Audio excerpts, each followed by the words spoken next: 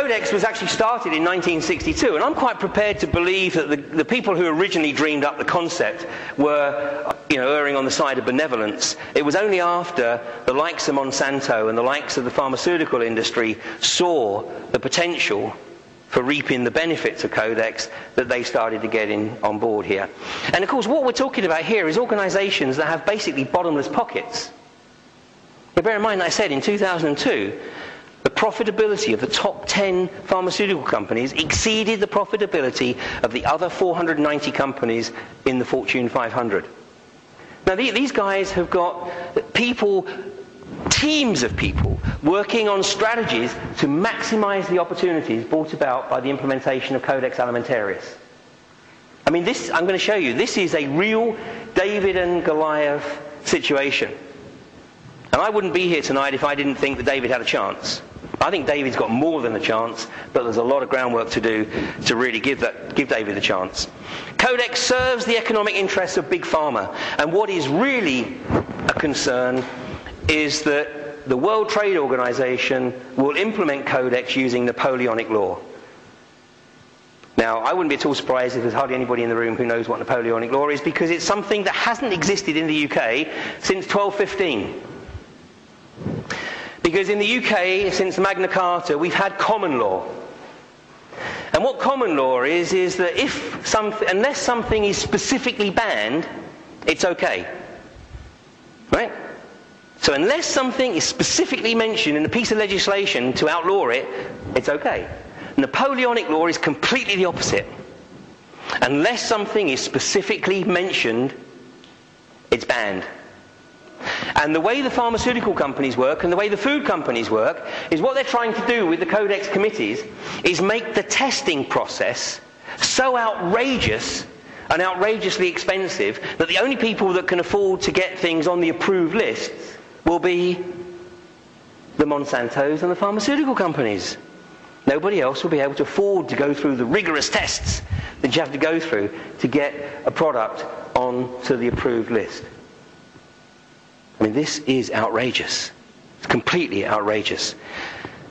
They nearly got away with this in the US in 1994. Now, I was actually living in the US at the time, and I didn't appreciate the significance of it, but I was aware that sort of people were hitting the streets big time, and they were always rallying at the Whole Food stores.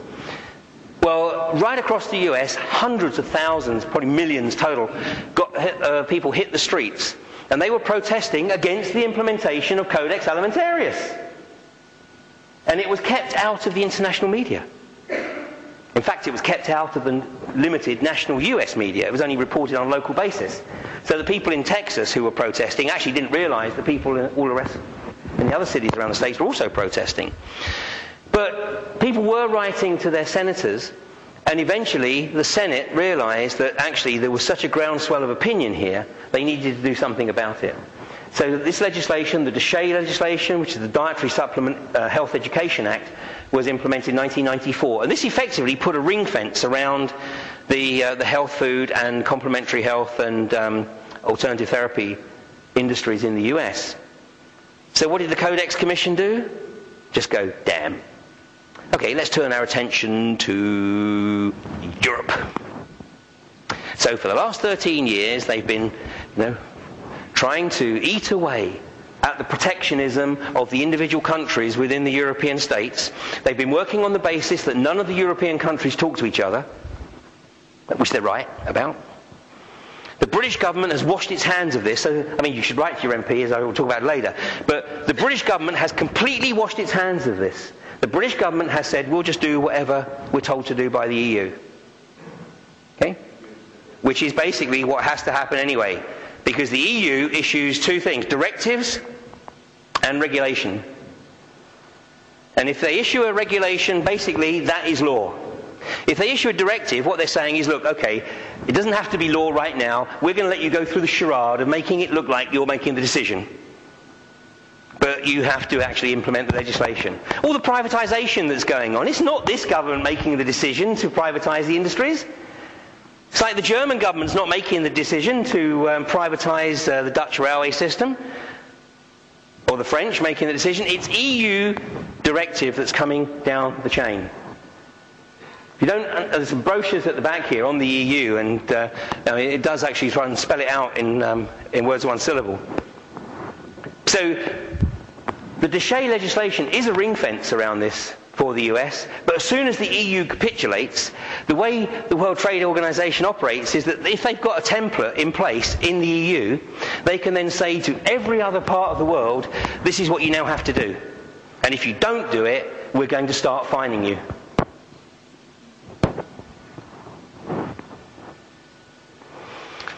Here's a quick summary of Codex goals and objectives, and this is from the National Health Federation. International global harmonization. I love that word, harmonization. There's nothing good about this process. Abolition of organic farming through the abolition of labeling, introduction of GM food and livestock, removal of all ingredient labeling, and restriction of all natural remedies, to include all supplements, herbs, vitamins, minerals, homeopathic remedies, flower remedies, etc., etc.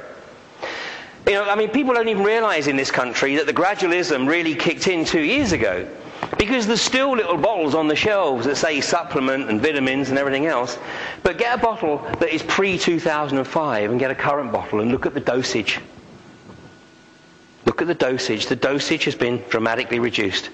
The dosages that you can buy today in the UK are basically totally ineffectual.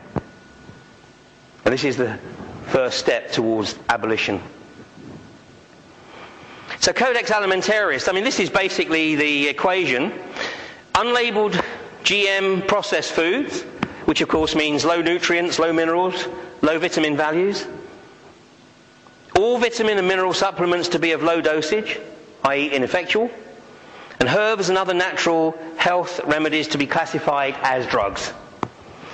The Alliance for Natural Health right now is actually fighting a case on behalf of a lady in France who is being, it's a test case obviously, but she is effectively being charged with equivalent legislation of being a drug dealer because she was growing illegal herbs.